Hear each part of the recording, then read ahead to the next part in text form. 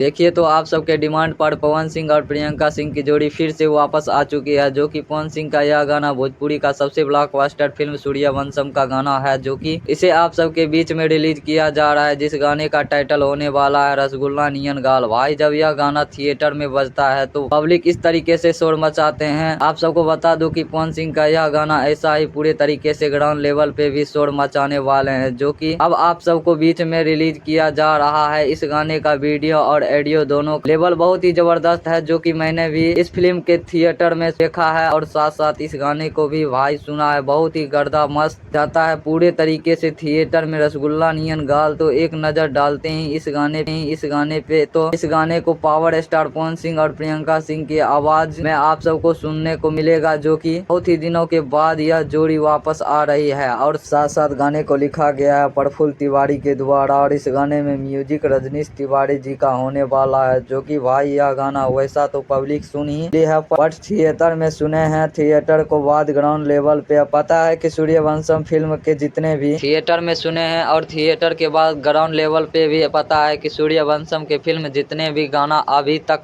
Release हुआ है भाई सभी गाने के ब्लॉकबस्टर सुपर डुपर हिट हो रहे हैं। और यह गाना भी पूरी तरीके से सुपर हिट होने वाले हैं, जो कि इस गाने के आप सबके बीच में रिलीज किया जा रहा है 16 अक्टूबर को सुबह 6:30 बजे सूर्य म्यूजिक भोजपुरी के यूट्यूब चैनल पे। जबरदस्त गाने का लेवल होने वाला है।